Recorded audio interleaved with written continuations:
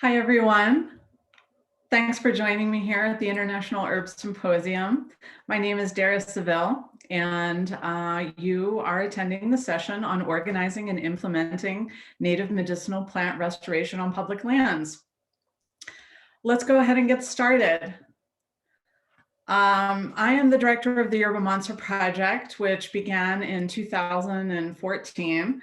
I would like to tell you a little bit about my experience organizing this project so that perhaps you can be inspired to start a similar type of project where you live. For me, I live along the Middle Rio Grande Valley, which is a beautiful ecosystem currently dominated by cottonwood forests, which you see here.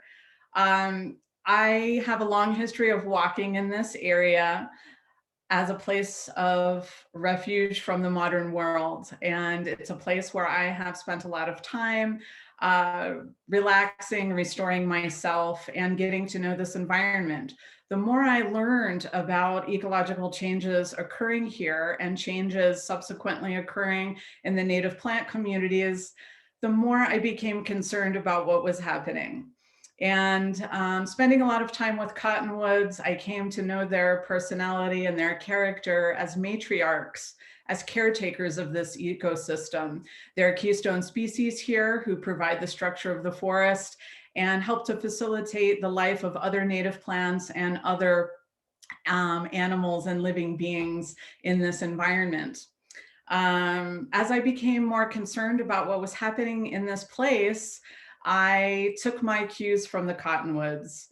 As caretakers, nurturers of this environment, I decided that I would like to help to carry on the call of the cottonwoods who are senescing in this environment. And I decided that as their influence was waning, I would like to pick up that role of helping to nurture life in this riparian corridor. And as such, I decided that I would start the Yerba Mansa Project as a way of mobilizing my community to reclaim its responsibility to care for the riparian corridor and all of the native plants, especially the medicinal plants that grow in this environment. So that was a little bit about how the Yerba Mansa Project got started. It was a project meant to honor this land and the plants, and also to honor the legacy of the cottonwoods and to conduct a project in their spirit and their honor. And also, of course, Yerba Mansa, the namesake of our project, which is a wetlands plant. And I will be talking about that in another session here at the International Herb Symposium. So if you're interested in learning more about Yerba Mansa Project, I encourage you to attend that session as well. Now, let's continue on with talking about how one can start such a project and what I've learned, so I can pass that on to you to perhaps make your implementing such a project a little bit easier. The Yerba Mansa Project, just to give you a little bit of background about what we are doing here in New Mexico, in the Albuquerque area. We started this project 7 years ago, and we created a project that originally was intended to serve the herbalism students at Albuquerque Herbalism, to give them a way to create truly reciprocal relationships with plants. I quickly found out that this project was interesting and excitable to the entire community. And so the project very quickly grew into something bigger than I had originally envisioned. And so that created a little bit of growing pains along the way, but of course it was a great problem to have. The Yerba Mansa Project began, as I said, as a way to embrace the possibilities for herb students, but we decided very quickly that we wanted to morph the project into something that would serve the entire community and bring everyone into the bosque. And the bosque, for anyone who's not familiar with that term, is what Albuquerqueans call our riparian native environment. And so when I use that term, I'm really talking about the ecosystems and the natural environment along the Rio Grande corridor.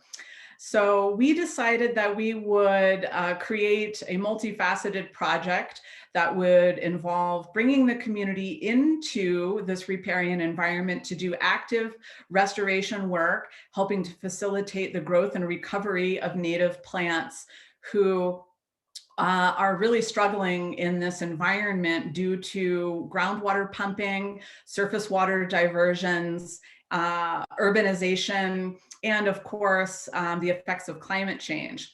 So native plants in this area have been really struggling, and we decided that we would do what we could to help perpetuate their health and vitality in ways that a team of citizen volunteers could do.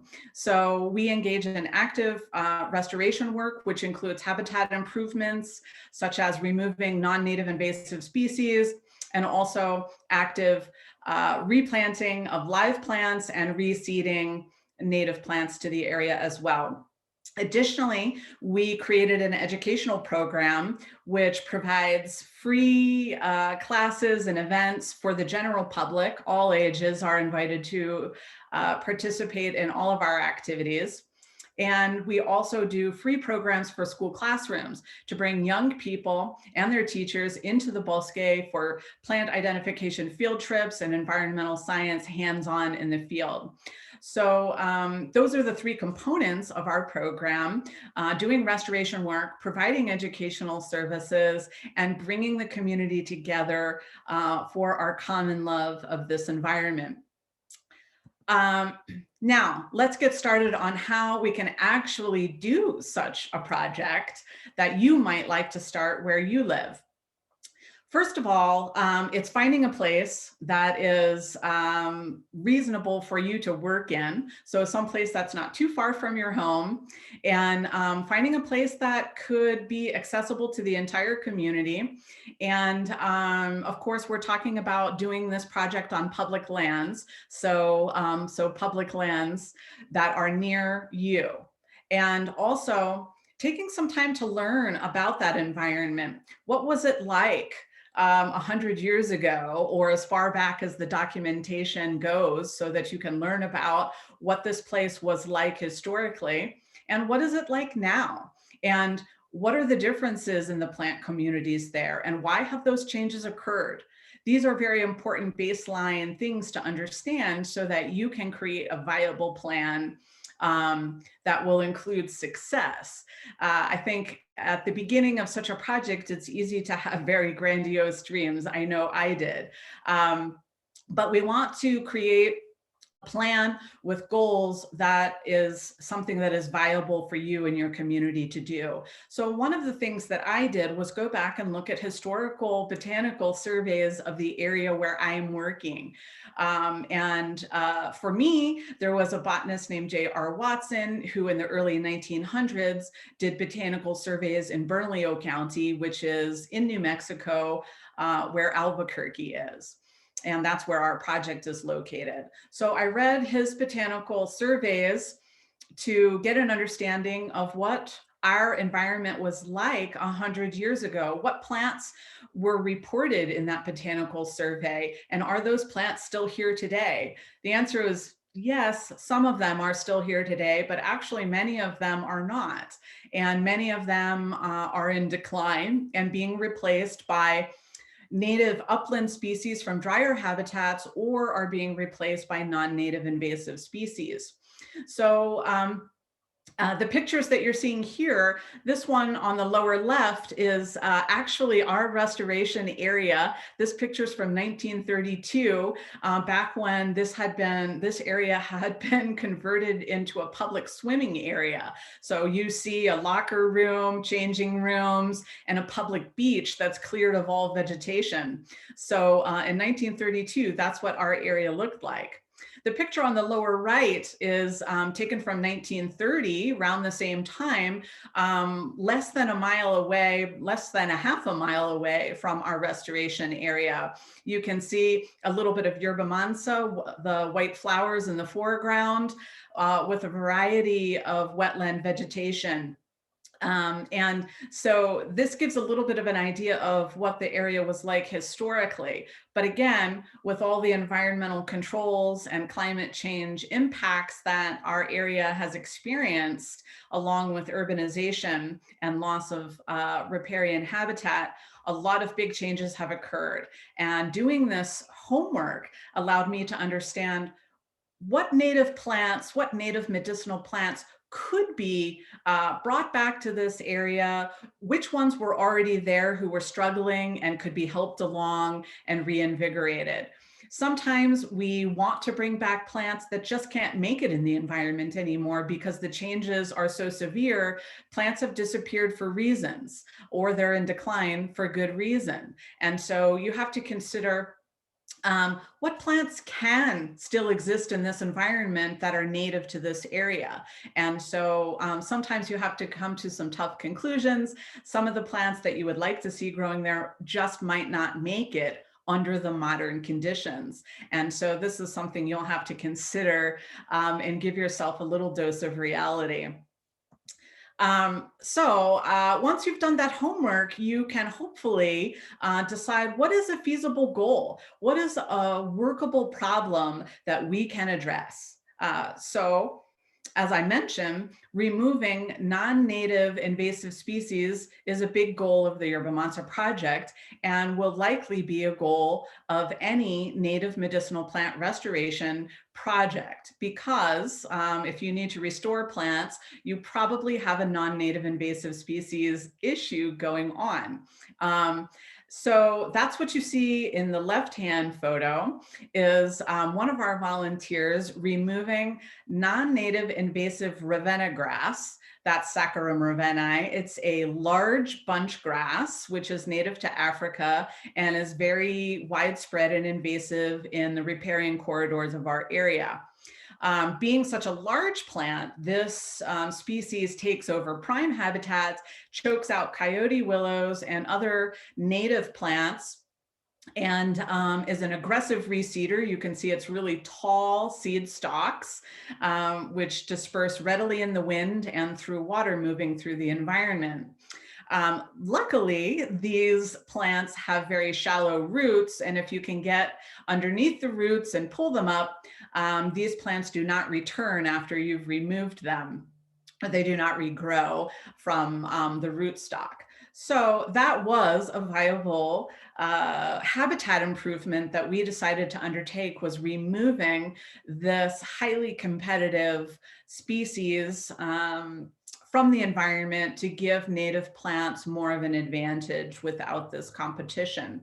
So that was one of our primary goals for habitat improvement, was to remove this species from the area. On the right, you see this picture, which always makes me smile. I am very naively happy in this photograph because I didn't know what was coming. And I'll tell you a quick story about that. Another part of our restoration goal, of course, was to replant native species. As we were removing the Ravenna grass, we also wanted to replant native species to occupy that space in the environment. So here I am with a newly planted Yerba Mansa patch, which our volunteers had just put into the ground, and a little irrigation canal that I dug to help deliver water to this patch as it was establishing. You can see on the left-hand side of that photo, there's some Russian olive tree trunks there, which of course is another non-native invasive species, but we were using it for shade to establish this Yerba Mansa patch. And of course, when you're starting a project like this, you want to consult with all of the stakeholders. And looks like I forgot to consult with the beavers, who subsequently felled those trees and obliterated the shade, which we were counting on to establish that Yerba Mansa patch. So the point of this story is to be fluid, to be adaptable, to be ready to attenuate and adjust your plans on the fly as new conditions emerge. There will be surprises. You will have to shift gears and adjust what you're doing based on the conditions of a wild environment. A lot is beyond your control. And in this case, well, the shade was gone, and I had a new patch of plants trying to establish themselves in a hot, sunny environment.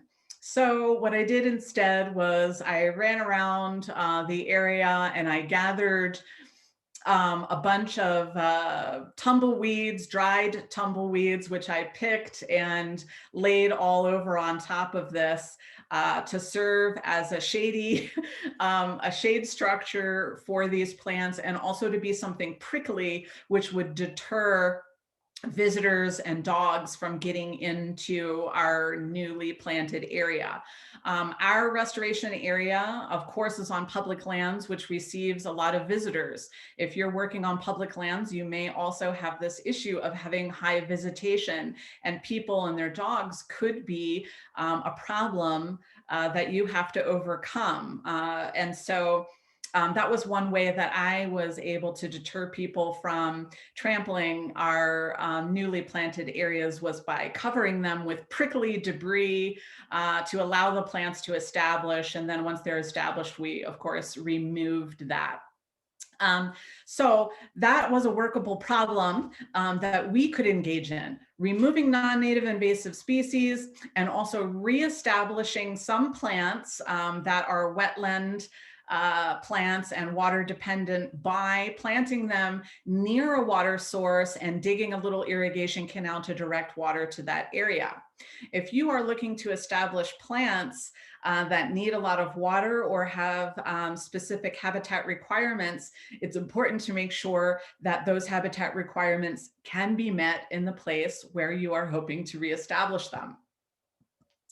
Next, for organizing this project on public lands, it's very important to establish relationships with the pertinent management agencies. It's entirely possible that there could be a multitude of government agencies that are stakeholders or have some role to play in the public lands where you're working.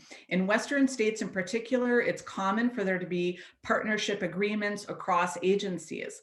That was the case here in Albuquerque. In our riparian corridor, also known as the Bosque, we had a multitude of agencies involved.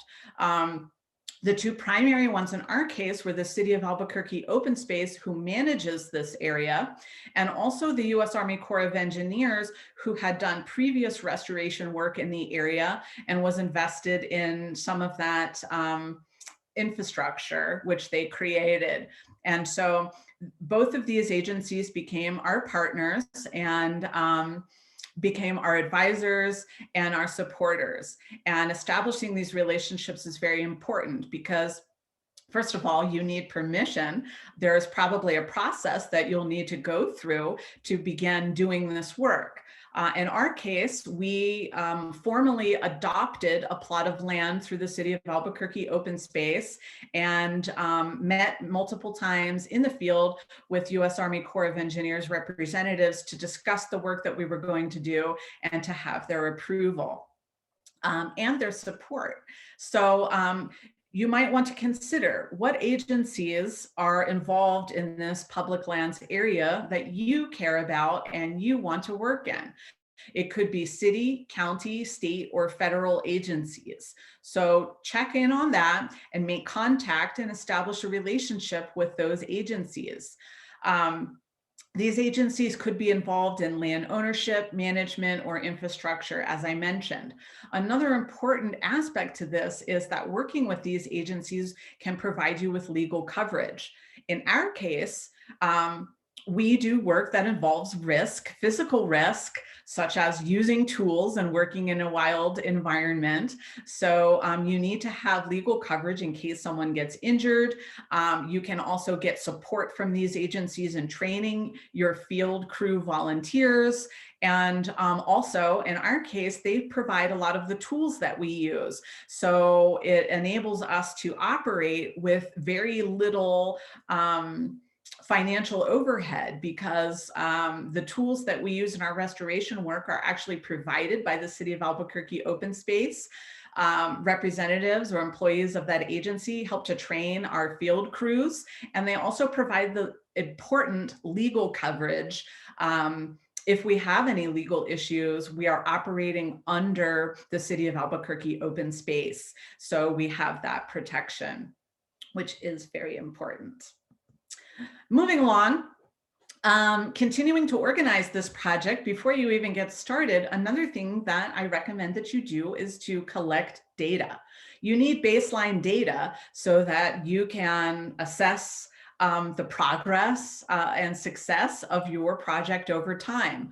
Also, it enables you to share your data with the public land management agencies with which you are working. Data is very valuable to land management agencies, and they're grateful for any of that you can provide, and it makes you a more valuable partner. Also, it makes you more professional, and perhaps as the project goes on, you'll be able to share what you have learned with scientists, with land management agencies, with people who are researching the kinds of species and the kinds of environmental issues that you are dealing with. So you can contribute to the body of data that exists, you can help other projects to be more successful, and you can help land management agencies to see that volunteers are valuable and that perhaps you can do things like manage invasive species without toxic chemicals and things like that. So there could be a multitude of reasons why this is valuable. Those are just a few that I've mentioned.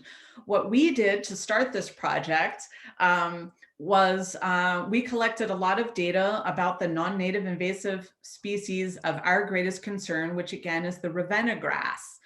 You see a picture of it here on the left. This is a mature plant in the peak of its growing season. Again, you can see its seed heads, and as beautiful as they are very adept at spreading themselves around. The map on the right is the GPS data that we collected at the very beginning of the project. Just want to give a shout out to our project GIS specialist, Akasha Allen, who processes this data and makes these maps. At the beginning, I was the only staff member of the Yerba Mansa Project, so I did this data collection myself and with someone from the City of Albuquerque Open Space. I have a background in geographic information systems. I was a geographer before I was an herbalist and worked for the National Park Service collecting similar data. So in my case, I had a skill set that was really useful, but as the project grew, needed more help, and now we have a GIS specialist, thankfully for her help. So this map that you see here with all the red dots represents all of the individual Ravenna grass plants that were present in our area when we started. These dots represent over 2,000 individual data points, 2,000 individual plants. Now, I will confess that when we started, as I said, we were very short-staffed. There's an additional band of Ravenna grass right along the water's edge here, which we did not collect because I was only one person and I couldn't do it at the beginning. That's phase 2 of our data collection, which we'll be undertaking perhaps this year. But we had a lot of work to do with just these 2,000 plants that we wish to remove from our area. And you can see from this map that this species occupied a lot of prime habitat surrounding this pond, which you see here. So this Ravenna grass had established itself very densely all around the perimeter of this pond. And also this corridor right here is a swale or a depression, which is closer to the water table and therefore good habitat for riparian plants. And so it also had established itself very densely along this swale, which was also home to a coyote willow thicket. which we hoped to restore by removing these plants. So this was our initial data collection on the non-native invasive species that we were targeting. We wanted to be able to monitor our progress and success over time, so this baseline data is very important. Moving along, we then, after gathering this data, formed our official plan and wrote a proposal, which we submitted to the City of Albuquerque Open Space for approval so that we could actually begin doing the work. As I mentioned, our plan involved providing educational programs, which you see here. I do field trips to teach people about the native medicinal plants in our restoration area, and also to teach people about ecosystem change that has occurred so that our community understands more clearly what is happening in this environment, what the concerns are, and to inspire them to help to do something about it and to shape the future of this place in a more deliberate manner, with knowledge, with passion, instead of just allowing our land and water management mishaps resonate haphazardly throughout the land. We wanted to mobilize the community with knowledge, with their emotional hearts engaged, to begin to understand this land, to love it, and to become more actively engaged in it. So the educational programs for the community were playing that very important role.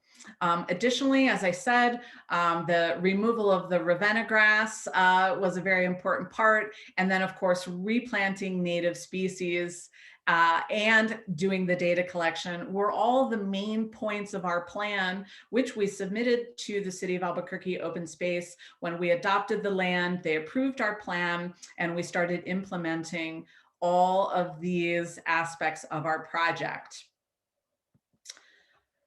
Next, getting started, actually doing the work. You need partners and you need volunteers. So actively recruiting these is a very important part of doing the work.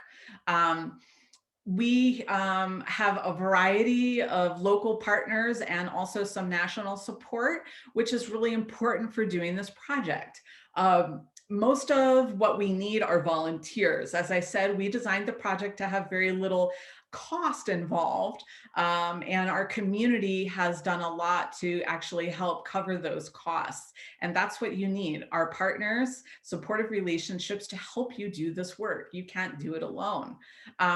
So we engaged with a variety of organizations. Some of them are government agencies, like the Albuquerque Biopark, which is a state of New Mexico organization. That includes our zoo, botanical gardens, and the aquarium.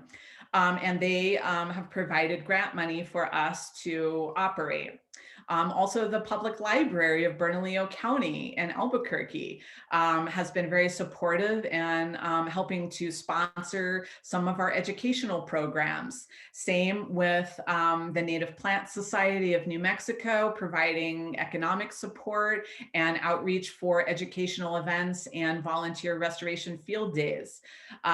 There are a number of government agencies and non-governmental nonprofit organizations like the Sierra Club and the Public Lands Interpretive Association, who are also our supporters and help us in a variety of ways. Also, local businesses provide critical support. The Santa Ana Native Plants, I want to call out in particular, for providing all of the plants that we have planted in this area free of charge, because they believe in our project. And also consider historical and cultural entities in your area, such as the Gutierrez Hubbell House here in Albuquerque, which is a historic property that provides museum experiences and educational events related to cultural preservation. And so our project, being focused on native medicinal plants, has both a biological and cultural component. And so we have solicited the support of organizations that are environmental and cultural both. And also a shout out to the United Plant Savers, who has also supported our project by sponsoring student memberships. So these are just a sample of some of the kinds of partnerships that you might seek as well. And then these partnerships can help you to recruit volunteers also. I have been very involved in a lot of community organizations where I live. So I had a lot of relationships already established. I also have a background in working for a public land management agency. So that gave me a little bit of an advantage. But if you don't have those things, it's certainly not something that you couldn't overcome, especially by adding friends and colleagues with those kinds of experience to your team. The photograph that you see here is an example of the outpouring of support that we have gotten from our community in terms of volunteers. The guy on the right of that photo is Bill Pentler, who is our longtime supporter from the City of Albuquerque Open Space, who has helped us with our restoration work and supported us all along. I love this picture because he's got his head down as a team of about 50 volunteers from a local public school who had worked with us on our education programs showed up without RSVPing on top of the 50 volunteers we already had that day. And so he's thinking, oh no, what are we going to do with all these people? We didn't bring enough tools. It's a really good problem to have when you have more support than you're prepared to handle.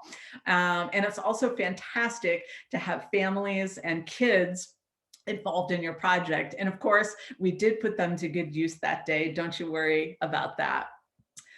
Moving forward, implementing your plan even further. Once you have all these partnerships, once you have your plan approved, once you have volunteers organized, you start having events.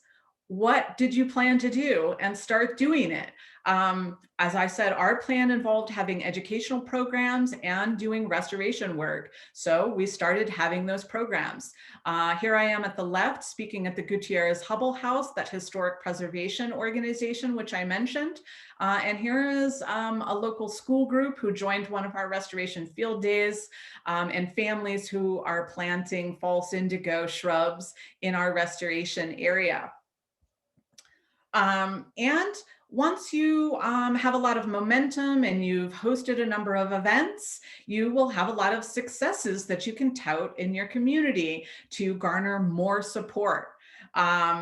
On the right, you'll see a photograph of our very first Yerba Mansa bloom, which came in our first replanted Yerba Mansa area. It was a very proud day for me. I had coached myself in non-attachment to these plants, but of course, when they were successful, I couldn't have been any happier. So that picture always brings me a lot of joy. It was a symbol of the success of our restoration efforts.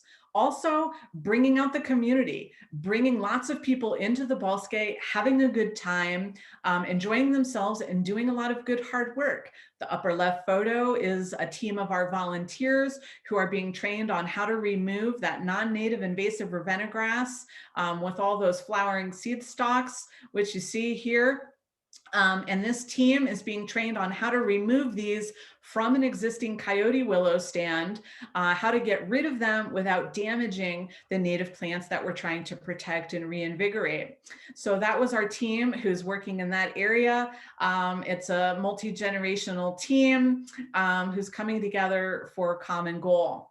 Also, getting school classrooms involved in doing native medicinal plant research and learning projects was another part of our goal, which we were very successful in doing and we're eager to share with the community. We started a iNaturalist field guide called The Plants of the Middle Rio Grande Bosque, which you see on the lower left. That field guide is freely available to the public as a plant identification resource for our area. It's created by mostly high school kids in our area, but also some middle school kids who did native medicinal plant and non-native medicinal plant research and published their work in our field guide as a resource for the community to engage in independent learning. So not only were these kids doing their own research and learning, but they were also building a community service project to help others learn about where they live. And this field guide now has about 150 entries in it, so I encourage everyone to take a look. Once we had these successes, we decided to go for our official 501c3 nonprofit status with the IRS and to actively seek funding and donations and financial partnerships. If you have a more organized plan and larger goal from the beginning, you might want to do this earlier in your process. As I mentioned, I started out with a smaller project in mind, and the project quickly grew into something much bigger than I envisioned. So we did not do this at the beginning, but we did see the need to do it after a few rounds of offering services to the community. We saw how popular it was, how much of the community wanted to be involved, and how much bigger potential the project had. So we went for the 501c3 status and started to develop a more active fundraising and financial partnership program. Now, as you continue on doing this work, you're going to continue collecting data. Data collection is important. You need to be able to collect GPS data and to show your results and changes over time. This is important for being able to show your supporters that you are actually doing the work and creating results, but it's also important for you to be able to evaluate your work and see, where are your successes? Where are your shortcomings? What could you be doing differently or doing better? You need to have data to be able to evaluate that and to make changes and learn from your experience. Now, you may remember that map with the red dots that I showed you a few minutes ago. Here is a very similar map showing all of the ravenna grass that we removed. You may recall me saying that there were over 2,000 data points in that set. Well, all of the blue dots here in this same map are showing all of the ravenna grass that we removed as of 2018. The red dots are the remaining ravenna grass that was still present after these several years of working on this. That was about 4 years worth of work to remove all of those ravenna grass plants. But this shows a tremendous level of success in reining in a very aggressive non-native invasive species. And it shows us what's left to do. Where do we want to focus our next restoration field day crew activity? And so this helps us to plan and strategize for ongoing restoration field work. In addition, we also take a lot of photographs. Aside from GPS data, we take photos to show the regeneration of native plants in our area. The photo on the left shows the densely covered area of ravenna grass along that north pond that you saw on the map. You can see it was just choking out the entire edge of that pond. Now, after we removed that, these two photographs on the right are of that same area. And you can see the ravenna grass is gone, and our native plants are rebounding tremendously in that same spot. Some of these plants were just choked out in between them. Some of them were underneath them, all stunted in their growth, practically looking like albinos that hadn't seen the light of day in years. And so in these photographs on the left, or on the right, excuse me, you can see some coyote willows coming up. You can see even a few little Yerba Mansa babies were underneath these ravenna grass plants. We have some milkweeds here, a lot of western golden top, and also some sedges and rushes in the area. So we had a lot of non-native plant removal, which without doing anything else allowed for a comeback of these struggling native plants that were there, but having a hard time surviving. And the lesson for us was just removing these aggressive competitors allowed for the native plants to bounce back with new invigoration on their own. And so don't ever underestimate the dirty work of removing these non-native plants. It actually might be the best thing that you can do in a restoration project. Additionally, we collected data on newly emerging Ravenna sprouts. So these turquoise colored dots in here are the new Ravenna grass babies that were emerging from the existing seed bank in the soil. In this map, the red dots were the remaining Ravenna grass, the mature plants that we had yet to remove.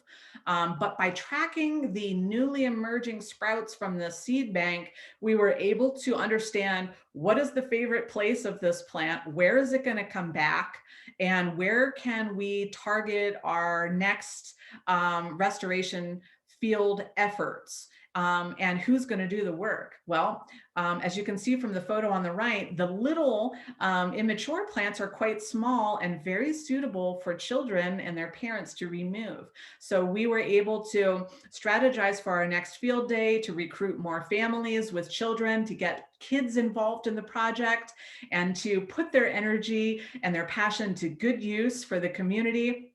And we had families with kids removing these young plants. And I just love this picture of this little fellow with his plastic shovel. He was there and being an important part of it. And we provide opportunities for kids to play leadership roles whenever possible.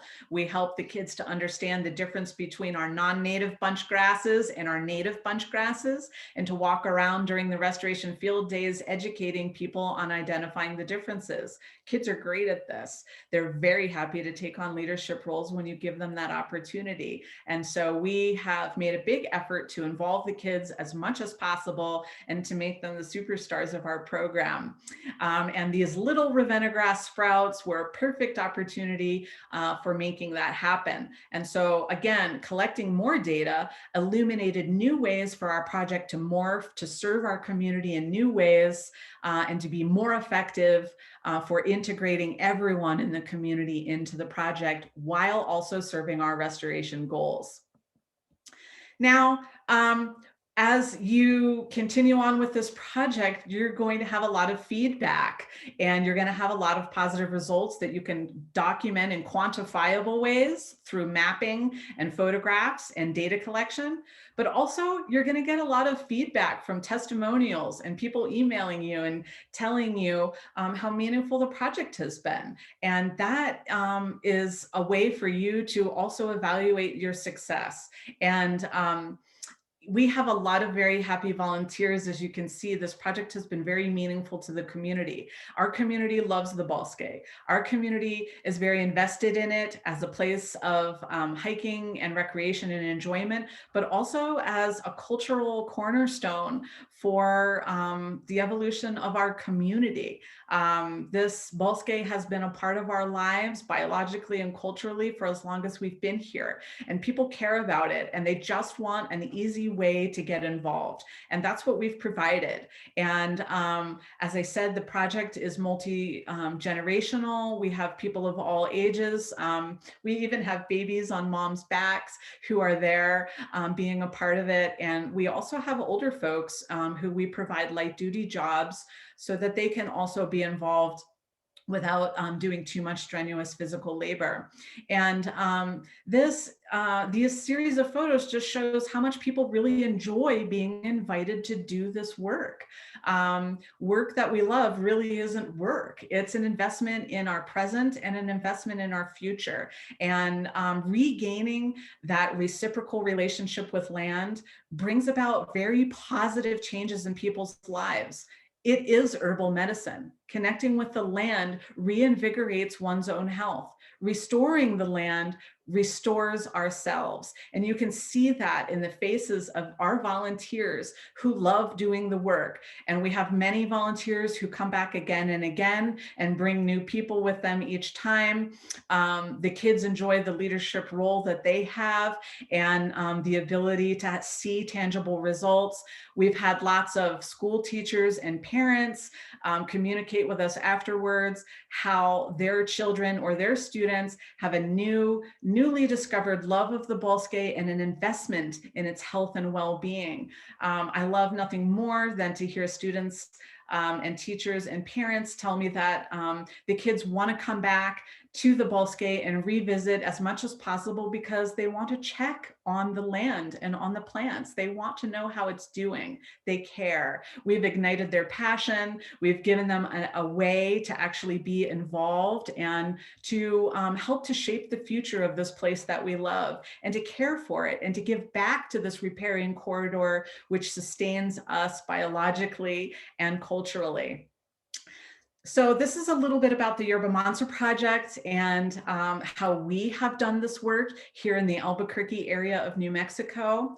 I hope that by sharing our methodology and our way of creating a project, organizing and implementing it will inspire you to rally your community to engage in habitat restoration and native medicinal plant reinvigoration where you live. Thank you so much for joining me. If you want to learn more about the Yerba Mansa Project, please visit us at yerbamanssaproject.org.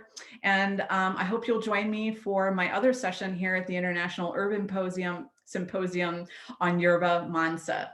Thanks so much for joining me, and thanks to the International Herb Symposium for hosting this event.